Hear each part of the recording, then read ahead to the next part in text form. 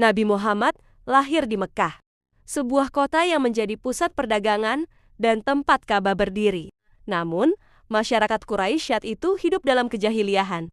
Mereka menyembah berhala, berjudi, meminum khamar, menindas orang miskin, memperlakukan perempuan dengan semena-mena, bahkan membunuh bayi perempuan hidup-hidup.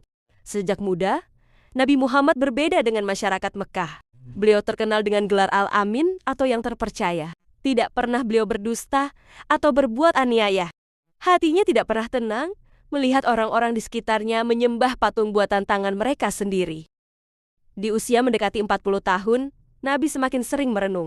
Beliau merasa bahwa di balik gunung-gunung tandus dan padang pasir gersang, pasti ada Tuhan yang Maha Esa yang berkuasa atas langit dan bumi. Untuk menenangkan hati, beliau menjauh dari keramaian Mekah.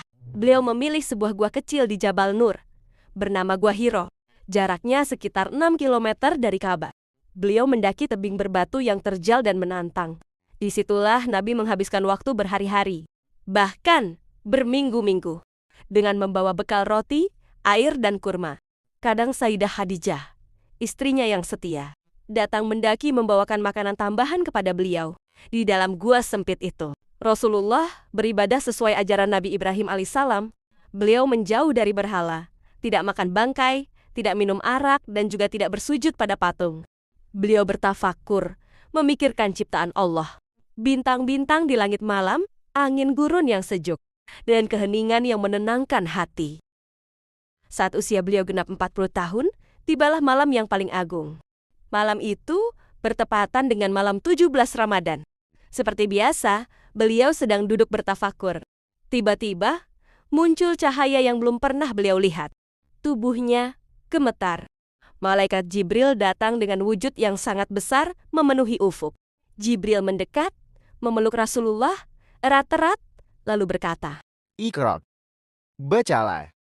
Beliau menjawab dengan suara gemetar, Aku tidak bisa membaca. Jibril memeluk lebih erat hingga Rasulullah merasa sesak, lalu melepaskannya. Lagi-lagi Jibril berkata, "Iqra, bacalah." Nabi tetap menjawab. Aku tidak bisa membaca. Untuk ketiga kalinya, Jibril mendekap beliau sambil berkata, "Bacalah dengan menyebut nama Tuhanmu yang menciptakan.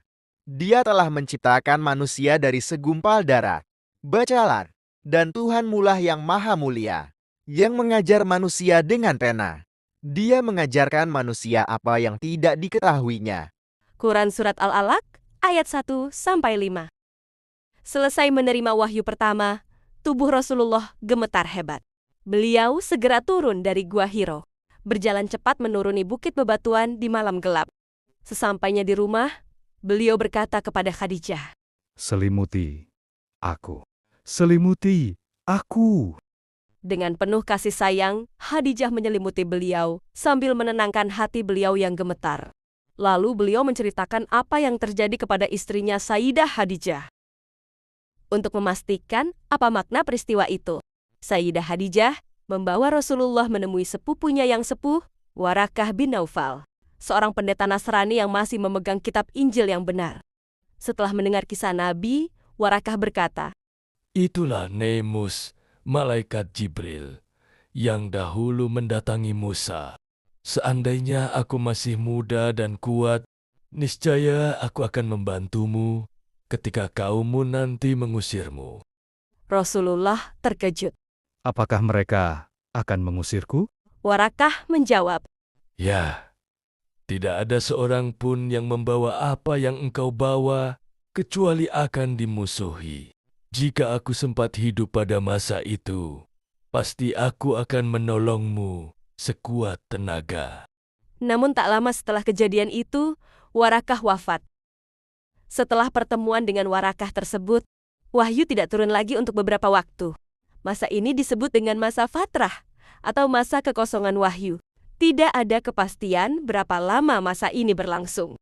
Namun sebagian ulama mengatakan sekitar 6 bulan. Selama masa ini, Nabi Muhammad merasa sangat rindu dan gelisah menunggu wahyu. Beliau sering naik ke gunung, berharap Jibril akan datang lagi. Sebagian riwayat menyebutkan, beliau bahkan mengalami keresahan yang sangat dalam. Namun Allah menjaganya dengan penuh kasih sayang. Setelah masa jeda itu, Jibril pun datang lagi, dengan turunnya wahyu kedua. Wahai orang yang berselimut, bangunlah, lalu berilah peringatan. Agungkanlah Tuhanmu, dan bersihkanlah pakaianmu, dan tinggalkanlah segala perbuatan yang keji, dan janganlah engkau Muhammad memberi dengan maksud memperoleh yang lebih banyak. Dan karena Tuhanmu, bersabarlah. Quran Surat Al-Mudathir ayat 1-7. Inilah wahyu yang datang ke rumah Nabi Muhammad saat beliau masih berselimut, yang menandakan turunnya wahyu kedua.